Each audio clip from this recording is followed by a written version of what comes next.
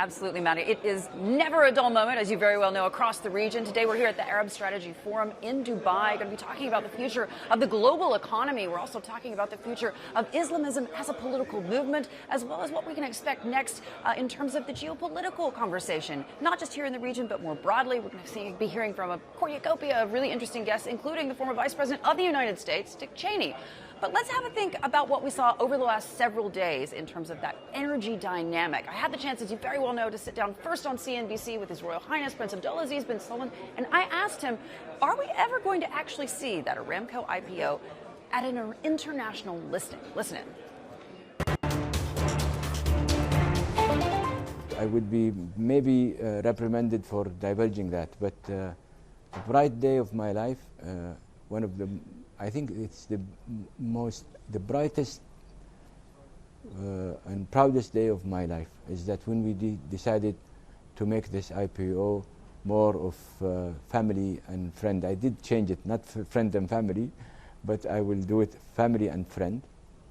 We were also inclusive because I don't want people to take the wrong impression that we're somewhat xenophobic about the existence of foreign participation. But it was a decision that we had to take because we wanted to make sure that the valuation benefit goes to first and foremost to our people, to our endowments, to our friends, to those who believed in Saudi Arabia and believed in Aramco, believe in Saudi Arabia, the country, the stable country politically and economically, and the company, and what is the ecosystem that this company is operating under. Did it hurt that there was a suggestion that you wouldn't get that feeling with an international listing? I never believed that international listing will get us that valuation. But what I believe is that once this company is traded, I'm sure that some of the guys who had this questionable think will be ouching and they will be chewing their thumb. I hope they don't hurt themselves and go to the hospital for any treatments. Do you think we might see an international listing on down the pike? Well, Prince Mohammed operates in a good way. You remember I did say in the FII, I think you have it, and I did say that we will do it the right time, the right place, the Saudi way, and it is going to be done, as I said, with the decision from Prince Mohammed himself. I think he did make the right call. The testament is the 4.65 coverage of the IPO, and a furthermore testament of his wise decision and timely decision would be once we start trading that company. And I don't want to see those who had questions, I don't want to see them ouching. I want them to be ready next time, so when we do another IPO, they will be fast and furious, running with their checks coming to their banks, enlisting for allocable shares of Aramco.